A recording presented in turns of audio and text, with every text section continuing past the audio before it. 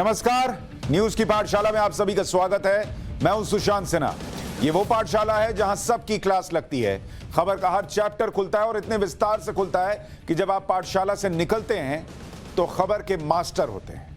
News का family show है जो कि बड़े बुजुर्ग से लेकर बच्चों को भी देखना चाहिए, क्योंकि खबर उनके काम की भी है और उन्हें समझ में आए उस अंदाज में भी है। तो आइए शुरू करते हैं आज की पाठशाला। सबसे पहले आपको दिखाता हूं कि आज पाठशाला में आपके लिए क्या क्या लेकर आया हूं। आज पाठशाला में हम आपको बताएंगे चीन से निपटने वाली ग्लोबल डिप्लोमेसी का टेस्ट।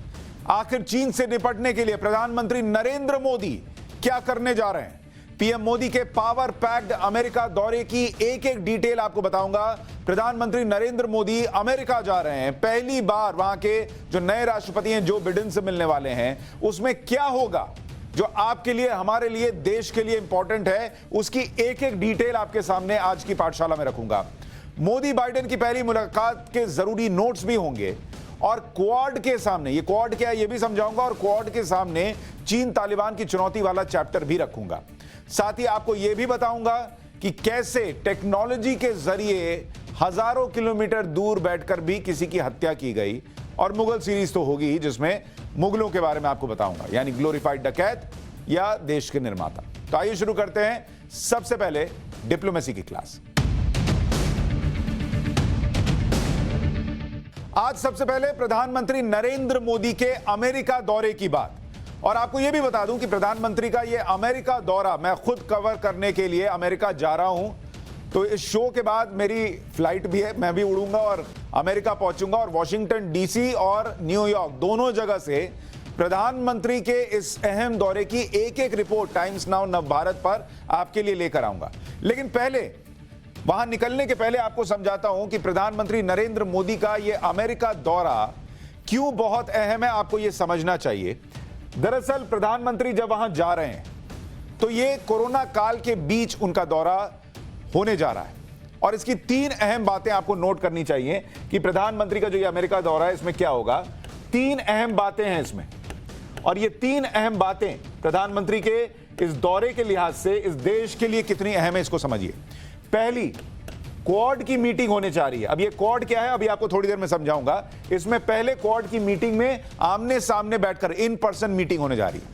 इसके बाद यूएस प्रेसिडेंट यानी जो बाइडेन है उनके साथ आमने सामने बैठकर द्विपक्षीय मीटिंग होगी प्रधानमंत्री नरेंद्र मोदी और यूएस प्रेसिडेंट जो बाइडेन के साथ। और तीसरा, UNGA United nation general assembly संयुक्त राष्ट्र महासभा में प्रधानमंत्री नरेंद्र मोदी भाषण देने वाले हैं और यह बहुत अहम होने वाला है। क्यों, वो भी आज आपको इस शो में समझाऊंगा।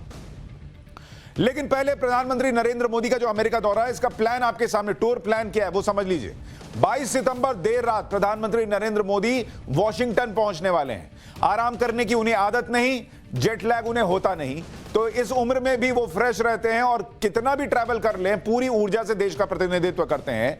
23 सितंबर को वो अमेरिका में जो सीईओज हैं उनके साथ मीटिंग करने वाले हैं, यानी बड़ी जो कंपनियां होंगी, टेक कंपनियां होंगी, जिसमें कहा जा रहा है कि जो एप्पल के सीईओ हैं टिम कुक, उनसे भी उनकी मुलाकात का कार्यक्रम है। फिर 23 सितंबर को ही जो उपराष्ट्रपति हैं कमला हैरिस, उनसे उनकी मुलाकात होनी है। 23 सितंबर को ही नॉन स्टॉप, देखिए कैसे मीटिंग का दौर चलेगा। 23 सितंबर को ही जापान और ऑस्ट्रेलिया के जो प्रधानमंत्री हैं उनसे बायलैटरल मीटिंग है।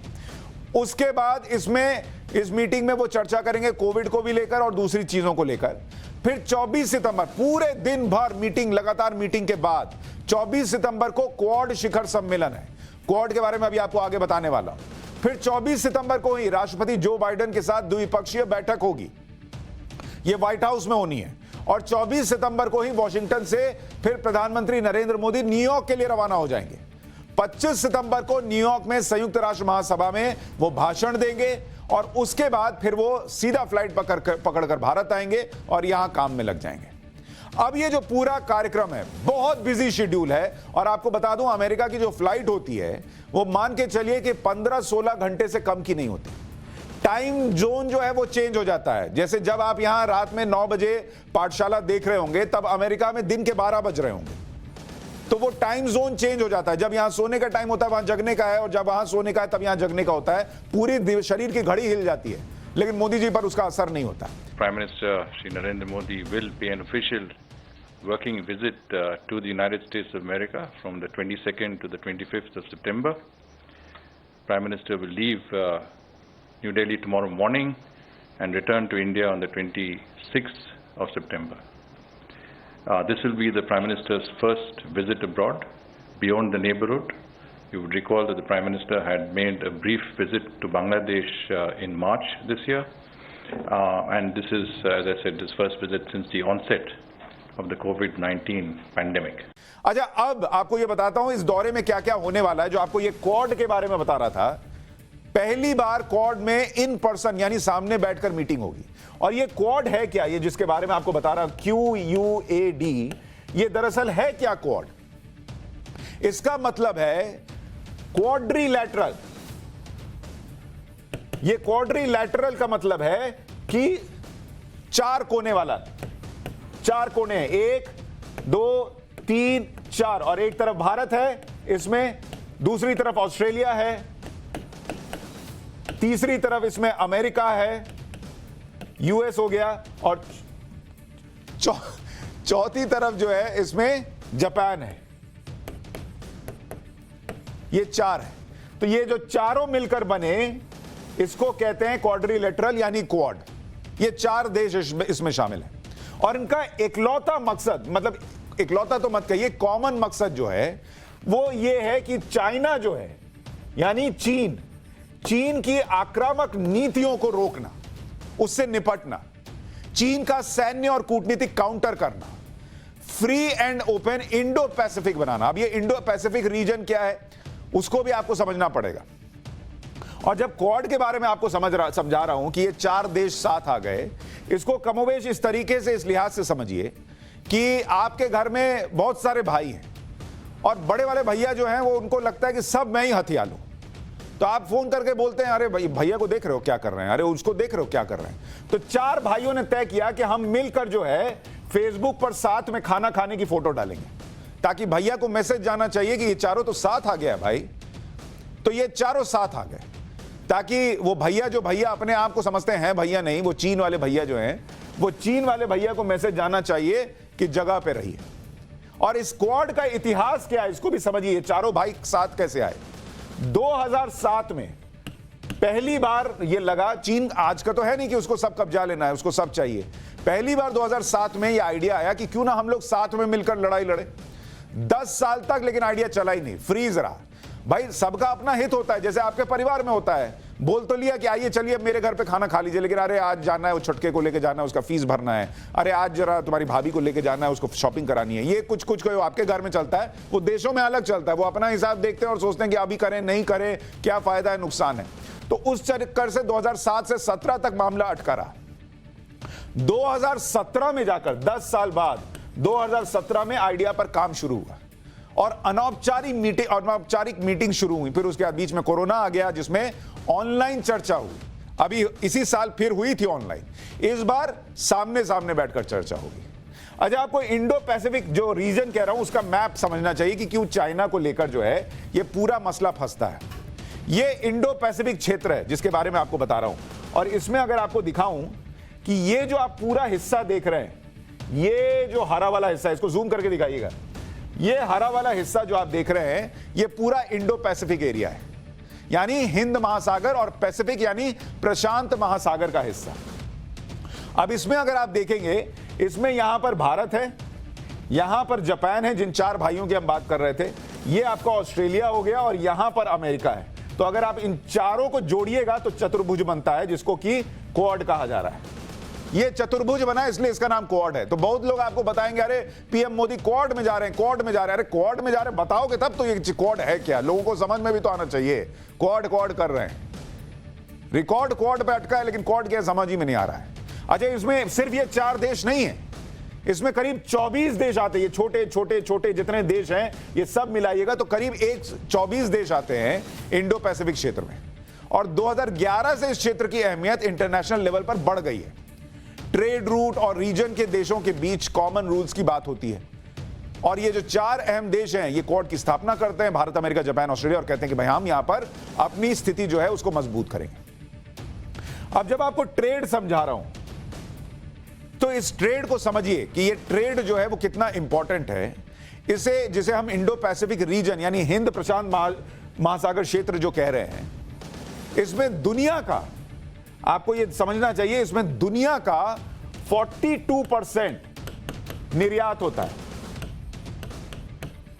यानी एक्सपोर्ट, और 38% आयात होता है यानी इंपोर्ट। पूरी दुनिया का 38% और 42% इसी पूरे इलाके से जो है वो इंपोर्ट और एक्सपोर्ट होता है। तो वो जो सो कॉल्ड बड़के भैया हैं चीन, वो क्यों इस पर कब्जा करना चाहते हैं वो आपको समझ में आ रहा होगा कि अगर इस पर कब्जा कर लिया तो दुनिया के 42% निर्यात और 38% आयात पर उसका अपना कब्जा रहेगा, कंट्रोल रहेगा। और 140 लाख करोड़ रुपए का 140 लाख करोड़ रुपए का अमेरिकी कारोबार इसी इलाके से होता है। तो अमेरिका का बहुत कुछ स्टेक है इस इलाके में। अब आपको यह भी बताता हूं कि जब हम बात कर रहे हैं इस पूरे इलाके की, तो इस इलाके में आपको देखिए ये जो तस्वीर है, अब आपको इस मैप में समझाता हूं कि हिंद महासागर और प्रशांत महासागर के बीच में साउथ चाइना सी है। चीन, Taiwan, Vietnam, Malaysia, Indonesia, Brunei और फिलीपींस ये इससे घिरा हुआ है।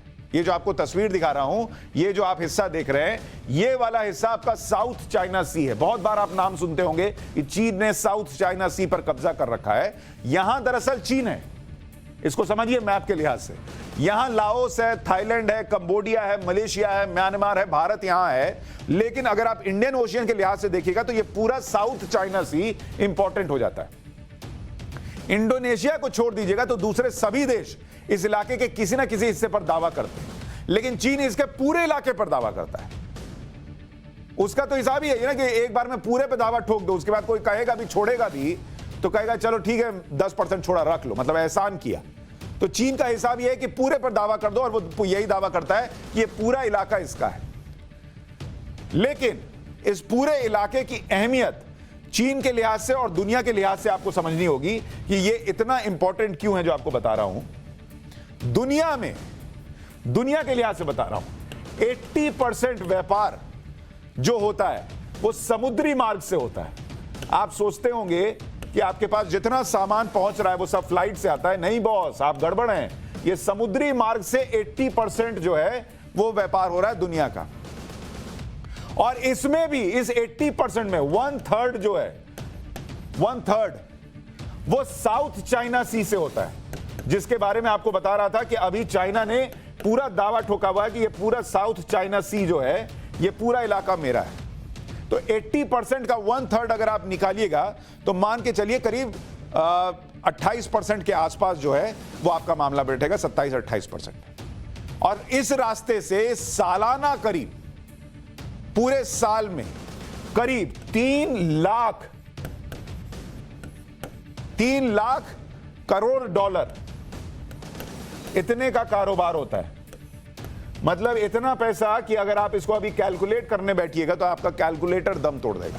3 लाख करोड़ डॉलर का कारोबार होता है। इतना इंपॉर्टेंट है ये पूरा इलाका। और इसीलिए मैं जब आपसे कह रहा हूं कि ये क्वाड में आज चर्चा हो रही है और आपको इसको समझना चाहिए कि प्रधानमंत्री जब यूएस जाएंगे तो कितना इंपॉर्टेंट होगा, इसको समझिए, एक एक बारीकी समझिए कि हमारे लिए भी इंपॉर्टेंट है। चीन ने ठोक दिया इस पर दावा और हमको कोई फर्क नहीं पड़ता, नहीं, हमारे लिए भी इंपॉर्टेंट है। साउथ चाइना सी में जो चीन की एक्टिविटी है वो 13 लाख वर्ग मील के समंदर पर दावा है। और यहां करीब 250 छोटे बड़े द्वीप हैं। 250, एक दो नहीं है, करीब 250 छोटे बड़े द्वीप हैं। ब्रुनेई हो गया, मलेशिया हो गया, फिलीपींस, ताइवान, वियतनाम, सबके द्वीपों पर भी चीन दावा कर देता है। और चीन आर्टिफिशियल आइलैंड भी बना रहा है, मतलब दावा तो ठोक ही रहा है। उसने कहा कि हम आर्टिफिशियल आइलैंड भी बना रहे हैं और कह दिया कि भाई ये भी हमारा है। आर्टिफिशियल आइलैंड कि मतलब जो तुमको नहीं मिल रहा है वो भी बनाओ और उसके बाद उस पर दावा ठोक दो कि ये तो हमारा ही, हमने ही बनाया है। और वहां अपने सैन्य ठिकाने बना रहा है इन आर्टिफिशियल आइलैंड्स पर। जो वहां से आने वाले जहाज हैं उनको धमकाता भी है तो धीरे धीरे चीन की ये आदत है कि 2 कदम आगे बढ़ा, उसके बाद देखते हैं कि कुछ बोला कि नहीं बोला, और उसके बाद 1 कदम पीछे गया, बोला कि मैं पीछे तो आ गया, अरे भाई तुम अभी भी 1 कदम आगे हो। तो वो ये काम करता, तो वही वो साउथ चाइना सी में कर रहा है। तो क्वाड एजेंडे में क्या क्या है वो उसको समझिए। क्वाड की जो मीटिंग होगी उसमें चाइना पर फोकस रहेगा, भारतीय प्रधानमंत्री नरेंद्र मोदी और जो उनकी टीम जाएगी उसकी। इसमें Afghanistan, Indo Pacific Covid response, vaccine supply, technology सहयोग, क्लाइमेट क्राइसिस, ये सब पर भी चर्चा होगी। तो ये आपको क्वाड के लिहाज से समझा रहा हूं कि हिंद प्रशांत क्षेत्र में वैक्सीन का रोड मैप तैयार करना, क्वाड देशों के नौसेना अभ्यास को विस्तार देना, साथ में मिलकर नौसेना अभ्यास करेगी, तब तो चीन को समझ में आएगा कि मामला जो है वो क्या है। अच्छा, समान सोच वाले दूसरे देशों के साथ क्वाड का सैन्य गठबंधन बनाना, तुम भी आओ, तुमको भी डर धमका रहा है, आओ मेरे साथ। दूसरे देशों में ढांचागत विकास के लिए क्वाड का सहयोग करना, सब अपना फायदा देखते हैं, किसी का कुछ फायदा कीजिएगा तब तो साथ आएंगे। चीन की कंपनियों के तकनीकी वर्चस्व को भी चुनौती देना, यह भारत के लिए भी बड़ा इंपॉर्टेंट है, क्योंकि कोरोना काल के बाद भारत एक ऐसा हब बनने जा रहा है, एक ऐसा डेस्टिनेशन बनने जा रहा है कंपनियों के लिए, जहां पर अभी कोरोना अगर नहीं फैला तो लोग चाहेंगे कि आकर यहां पर अपने व्यापार को आगे बढ़ाएं। बड़ा बाजार है और कोरोना नहीं है, इससे बेहतर कंपनियों के लिए क्या हो सकता है। क्वाड देशों में चीन का कारोबार कितना है वो भी आपको समझना चाहिए। जिस चीन को ये लोग कह रहे हैं कि हम टक्कर देंगे, उस चीन का कारोबार वो आपको समझाता हूं कि इन्हीं क्वाड देशों में, जिसमें भारत, यूएस, जापान और ऑस्ट्रेलिया है, उनमें आप देखिए कि चीन का कारोबार कितना है। और इसमें इस पर बात होगी तो इसमें आपको दिखाता हूं कि आयात कितना होता है, निर्यात कितना होता है, और इसमें कुल व्यापार कितना होता है, ये आपको समझ में आ जाएगा अगर आप देखेंगे। और इसीलिए चीन का वर्चस्व कितना है ये भी आपको समझ में आएगा। ये क्वाड के लिए बता रहा हूं, क्वाड देशों में चीन का असर। तो जापान जो इस क्वाड का एक देश है, उसका सबसे बड़ा ट्रेडिंग पार्टनर कौन है? यही चीन है। चीन ने लोगों को अपने ऊपर कितना डिपेंडेंट बनाया ये भी सोचिए। 22% एक्सपोर्ट जापान का जो है वो चीन में होता है, और 23% इंपोर्ट जो है वो होता है चाइना से। और दोनों का जो अपना द्विपक्षीय व्यापार है वो 296 अरब डॉलर का है। 296 अरब डॉलर।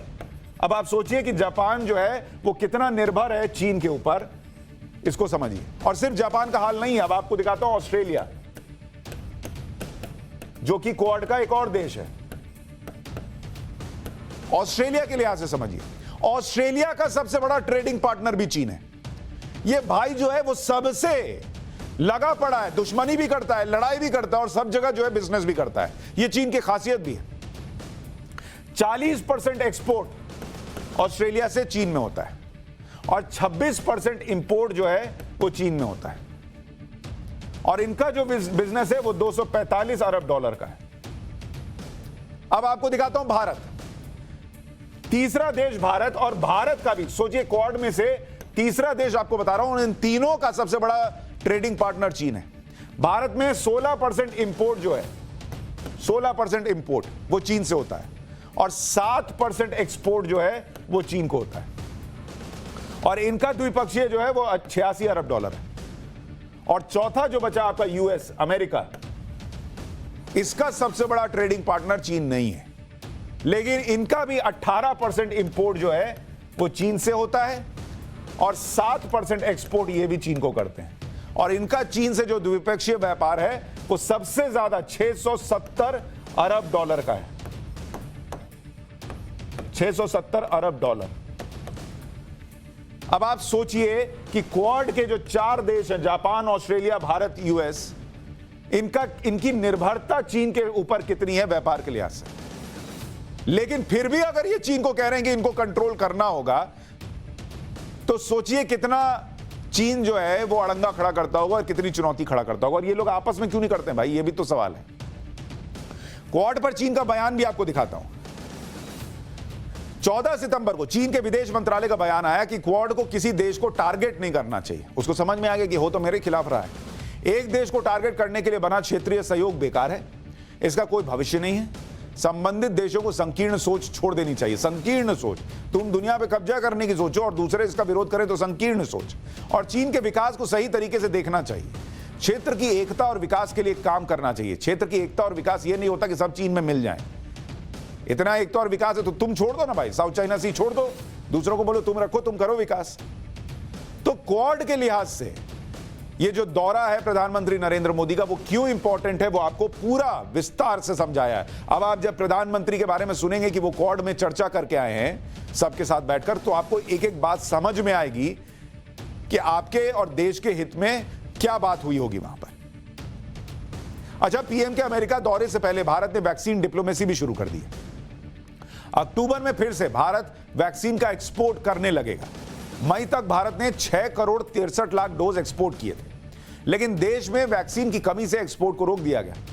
अब सरप्लस प्रोडक्शन होने पर वैक्सीन एक्सपोर्ट फिर से होगा। अक्टूबर में भारत के पास करीब 30 करोड़ वैक्सीन की डोजेज होंगी और इस साल के अंत तक वैक्सीन उत्पादन 100 करोड़ डोज तक पहुंचने वाला है। तो भारत जो वसुधैव कुटुंबकम की बात करता है, ऐसे देश जो अपनी वैक्सीन नहीं बना पाए हैं भारत की तरह, उनकी मदद के लिए कुछ एक्सपोर्ट फिर से शुरू करेगा। भारत के वैक्सीनेशन प्रोग्राम में अब तक 81 करोड़ डोजेज लोगों को दी जा चुकी है और 20 करोड़ लोग ऐसे हैं जिनको दोनों डोज लग चुकी है। 18 प्लस आबादी 65% आबादी ऐसी है जिनको एक डोज तो कम से कम लग गई और 18 प्लस आबादी में 22% लोग ऐसे हैं जिनको दोनों डोजेज लग चुकी हैं।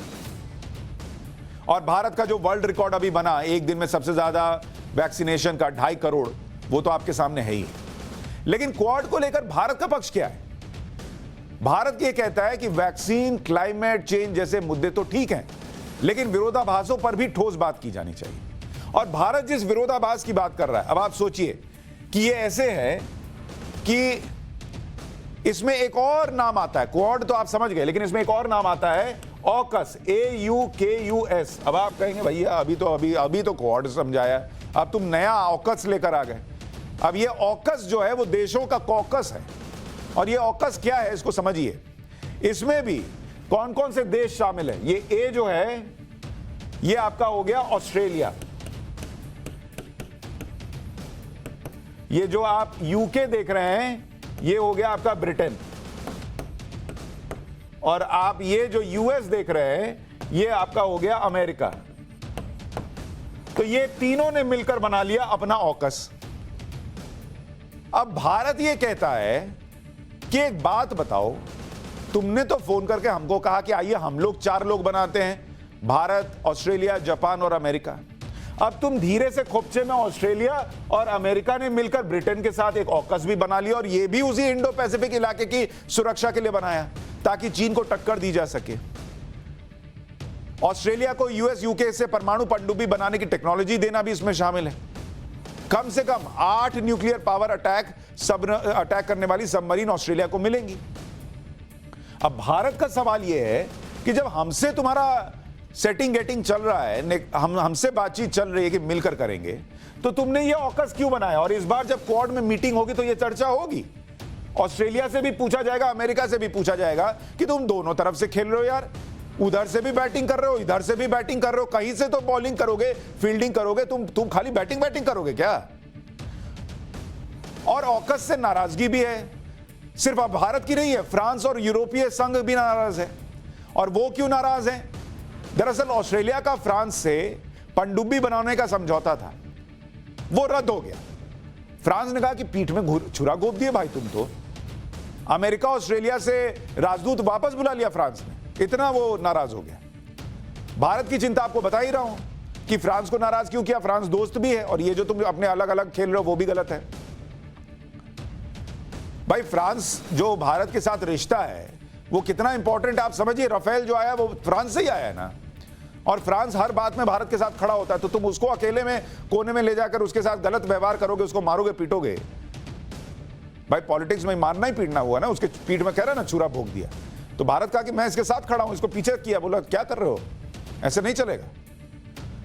अच्छा, भारत के साथ न्यूक्लियर सबमरीन टेक्नोलॉजी पर बात करने से अमेरिका मना करता है और ऑस्ट्रेलिया को कहता है कि इनको दे दीजिए। क्यों? क्योंकि भारत स्ट्रांग हो जाएगा, उसके पास भी टेक्नोलॉजी होगी तो अमेरिका को दिक्कत होगी, तो इधर दोस्ती दोस्ती और उधर दुश्मनी दुश्मनी। लेकिन पूरी दुनिया जानती है कि आज ग्लोबल डिप्लोमेसी भारत के बिना चल नहीं सकती। आज हर बड़े ग्लोबल ग्रुप का भारत हिस्सा है। ग्लोबल डिप्लोमेसी में भारत कॉमन फैक्टर बना हुआ है, और वो कैसे, आपको वो भी समझाता हूं, क्योंकि भारत की बात की अहमियत है। जिस क्वाड के बारे में आपको बताया, उसमें भारत शामिल है, उसमें यूएस है, प्लस जापान है, प्लस इंडिया है, और प्लस ऑस्ट्रेलिया है। तो ये आपका क्वाड हो गया। इसमें आपको इंडिया नजर आ रहा है। अच्छा, दूसरा एससीओ, जो शांघाई कोऑपरेशन ऑर्गेनाइजेशन है, इसमें चाइना है, इसमें रशिया है, इसमें भी इंडिया है, यहां भी इंडिया शामिल है, जो मैं आपको कह रहा हूं कि इंडिया के बिना तो अभी चल नहीं रहा है। और इसमें 5 और हैं, +5। इसके बाद ब्रिक्स, जिसका आप नाम सुनते होंगे, ब्रिक्स सम्मेलन हुआ। इसमें ब्राजील है, इसमें रशिया है, इसके बाद इसमें इंडिया है, सी से चाइना है, और एस से आपका साउथ अफ्रीका है। G7 है, G7 में भी भारत शामिल है। विशेष रूप से उसको आमंत्रित देश रखा गया है भारत को। तो भारत के बिना दुनिया का काम अभी नहीं चलने वाला है। और इस कोरोना काल के बाद तो और भारत में अगर तीसरी लहर नहीं आई, या आई तो उतना प्रभाव नहीं हुआ, तो आप ये मान के चलिए कि भारत जो है वो दुनिया में सबसे आगे जाएगा। और ये विजन प्रधानमंत्री नरेंद्र मोदी रख रहे हैं। इसलिए आपको याद होगा, अभी हाल में उन्होंने कहा था कि जो वैक्सीन दी गई, उसमें जो ऐसे डेस्टिनेशन थे भारत में, ऐसे प्रदेश थे, इलाके थे जहां पर टूरिज्म ज्यादा होता है, उनको ज्यादा वैक्सीन दी। उन्होंने कहा, इसको बोला नहीं क्योंकि विवाद हो जाता, लेकिन इसलिए किया ताकि टूरिज्म बढ़ेगा तो देश की अर्थव्यवस्था बढ़ेगी। और अगर कोरोना काल में तीसरी लहर नहीं आई, तो अभी जो भारत के प्रधानमंत्री नरेंद्र मोदी वहां जाकर बड़ी बड़ी कंपनियों के सीईओ से बात करेंगे, वो यही करेंगे कि यहां आइए। कहां उस चीन के पास जा रहे हैं जिसने धोखे से कोरोना फैलाया? हमारे पास आइए, यहां सब सुरक्षित है, सब बेहतर है, इतना बड़ा बाजार है, यहां लगाइए पैसा। तो वो विजन है, और इसीलिए भारत के बिना कोई भी संगठन चल नहीं रहा है। और इतना आपको इसलिए भी बता रहा हूं, जो आपसे कहता था कि न्यूज का फैमिली शो है, इसलिए कहता हूं, छोटे छोटे बच्चों को भी जानना चाहिए कि देश में, देश के हित में क्या है और ये पूरा मसला क्या है।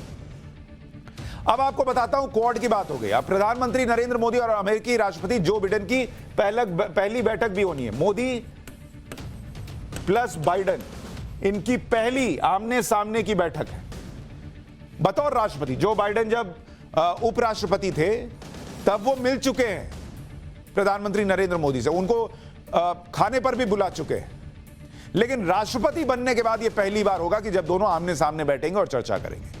24 सितंबर को पीएम मोदी और जो बाइडेन द्विपक्षीय वार्ता करेंगे, और पूरी दुनिया की नजर इस बैठक पर होगी कि इस बैठक में क्या निकल कर आता है, पीएम क्या बात करते हैं। क्योंकि सोच के लिहाज से कहिएगा तो जो राष्ट्रवाद का मुद्दा डोनाल्ड ट्रंप लेकर चलते थे, जिस तरीके की उनकी बातें थी, वो कहीं ना कहीं दोनों नेताओं को जोड़ती थी। अब यहां सोच बिल्कुल अलग है। जो बाइडेन उससे अलग सोच रखते हैं, अलग विचारधारा के हैं, तो वो कैसे साथ में नरेंद्र मोदी लेकर आएंगे, क्या कैमरेडरी होगी, ये देखना होगा। चर्चा होगी अफगानिस्तान के हालात पर, आतंकवाद पर, ग्लोबल पार्टनरशिप पर, तकनीक और रक्षा के क्षेत्र में सहयोग पर, और क्लाइमेट चेंज पर। यह अभी मोटे तौर पर बताया गया है, जानकारी है कि इन बातों पर चर्चा होगी। भारत की चिंताएं क्या हैं? भारत की पहली चिंता है अफगानिस्तान, कि भाई अफगानिस्तान से तुम तो निकल लिया अमेरिका भैया, लेकिन तुम जिसको छोड़कर आए हो वो हमारा पड़ोसी है और इससे हमको निपटना है। तो पहली चिंता भारत की अफगानिस्तान को लेकर है कि अमेरिका अब वहां क्या करने वाला है, क्या सोच रखने वाला है। इसके बाद आतंकवाद, दोनों ऑलमोस्ट कनेक्टेड है, क्योंकि अफगानिस्तान में जो स्थिति है और बगल में पाकिस्तान में जो है, उन दोनों की चर्चा होगी तो आतंकवाद का जिक्र होगा। तो आतंकवाद एक और अहम मुद्दा होगा। भारत की चिंता क्यों बढ़ी है अफगानिस्तान को लेकर, इसको भी समझिए। अफगानिस्तान पर पाकिस्तान का प्रभाव बढ़ रहा है। तालिबान की सरकार पाकिस्तान के इशारे पर बनी है, हक्कानी नेटवर्क के आतंकी तालिबान सरकार में है। तो पहला टेंशन तो यह है कि पाकिस्तान जो है, वो पाकिस्तान पूरी तरीके से कोशिश कर रहा है डोमिनेट करने की अफगानिस्तान में। अफगानिस्तान फिर से अलकायदा का बेस बन रहा है, ये दूसरी चिंता है। आईएसआईएस खुरासान का भी खतरा है। तो भारत के लिए आतंकवाद ये एक बड़ा मसला है और इसकी चर्चा अमेरिका से करनी होगी कि आप तो निकल आए, अब उसको कैसे संभालना है बताइए।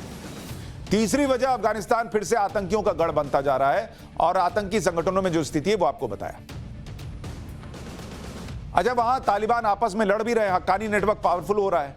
हक्कानी नेटवर्क के पीछे वहां पर पाकिस्तान है और अमेरिका से डील करने वाले तालिबानी नेता कमजोर पड़ रहे हैं।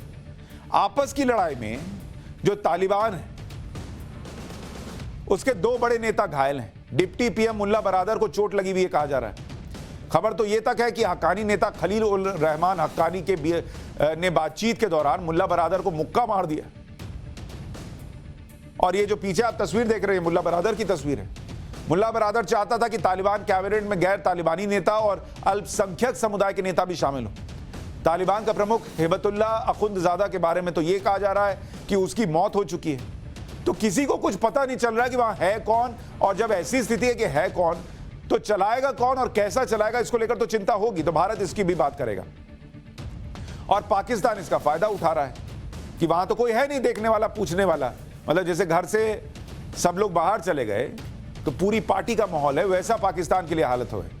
तो भारत के प्रधानमंत्री नरेंद्र मोदी जब जो बाइडेन से द्विपक्षीय बातचीत करेंगे तो अफगानिस्तान एक बड़ा और अहम मुद्दा होगा कि उसको लेकर क्या स्थिति बन रही है और अमेरिका क्या करना चाहता है और भारत क्या चाहता है कि क्या होना चाहिए। तो ये पूरा एक खाका आपके सामने रखा है कि प्रधानमंत्री का ये अमेरिका दौरा क्यों इंपॉर्टेंट है। और आपको फिर से याद दिला दूं कि मैं खुद आज रात की फ्लाइट से अमेरिका जा रहा हूं और प्रधानमंत्री नरेंद्र मोदी के अमेरिका दौरे की एक एक खबर आपको टाइम्स नाउ नवभारत पर लगातार देता रहूंगा। तो यहां पर अपडेट के लिए जरूर आइएगा।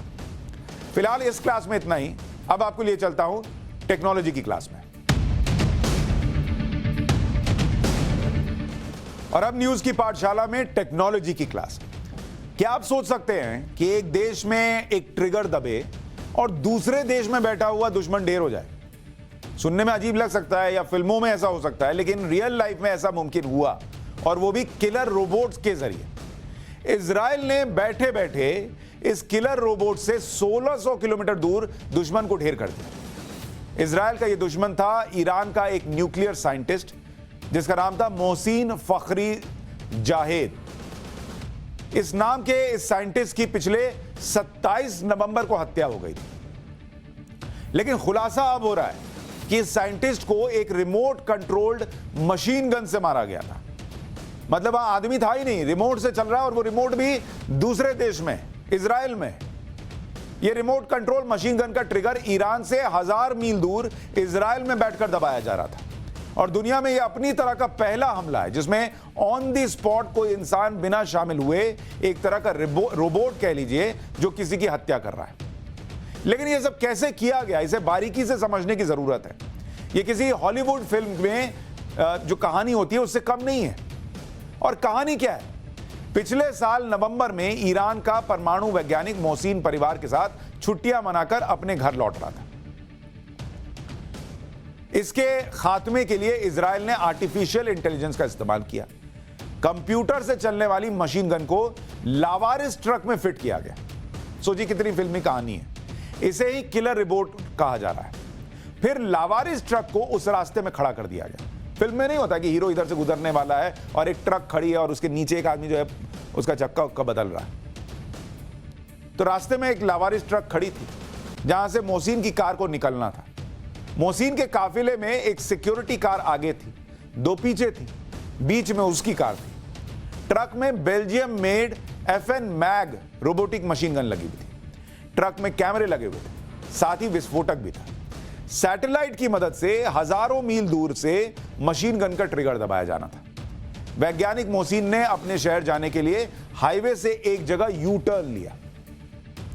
इसी यू टर्न पर ही एक स्पाई कार खड़ी थी जिसमें कैमरे फिट किए गए थे। इन कैमरों ने मोसाद के एजेंट्स को यह जानकारी भेजी कि काफिले में मोहसिन कौन सी कार चला रहा है। मतलब पार से गुजरी होगी, उधर वो खड़े होंगे, उन्होंने अंदर देखा, अच्छा ये वाली कार मोहसिन चला रहा है। मोहसिन के साथ आगे की सीट पर उनकी पत्नी थी। इस बात का पूरा ख्याल रखा जाना था कि हमले में मोहसिन के परिवार को कुछ नहीं होना चाहिए। दोपहर 3:30 बजे मोहसिन की कार उस जगह पर पहुंची जहां कंप्यूटराइज्ड मशीन गन ने निशाना लगाया। जैसे ही मोहसिन के काफिले की सिक्योरिटी कार आगे बढ़ी, उसी वक्त मशीन गन से ट्रिगर दबाया गया और गोलियां चली। मोहसिन की कार रुक गई।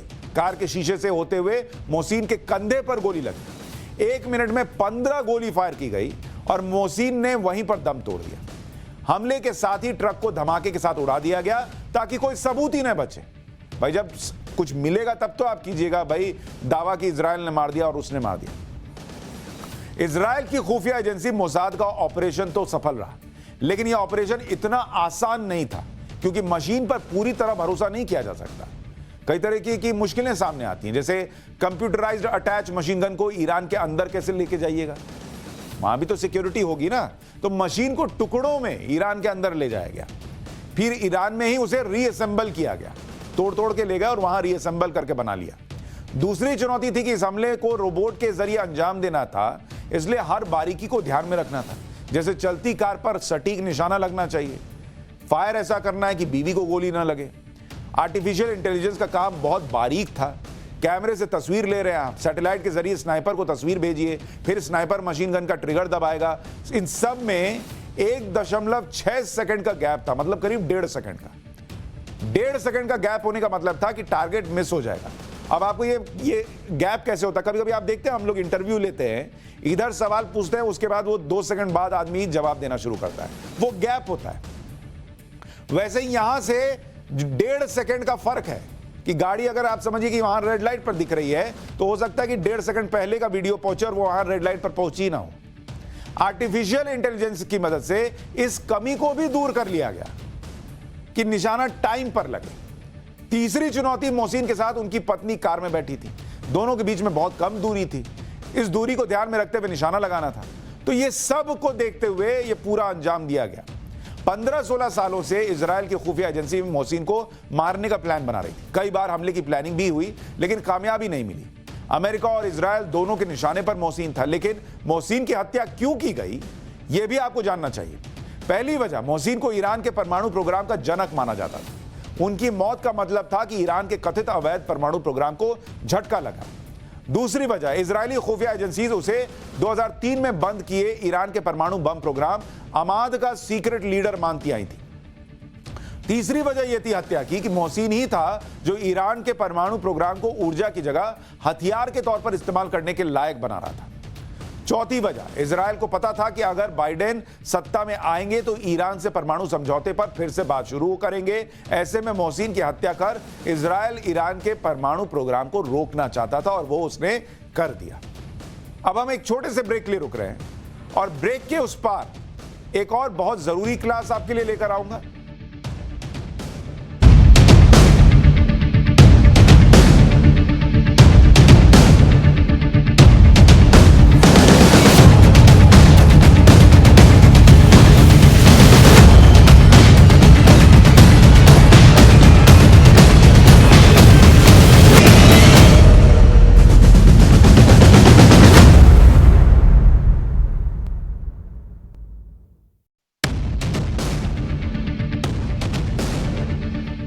और अब न्यूज की पाठशाला में हिस्ट्री की क्लास, जिसमें मुगल सीरीज का चैप्टर आपके सामने हम लगातार लेकर आ रहे हैं। बाबर चैप्टर में हमने आपको बताया कि 1530 में बाबर की मौत आगरा में हो गई थी। बाबर के 4 बेटे थे, इनमें से हुमायूं को बादशाह बना दिया गया।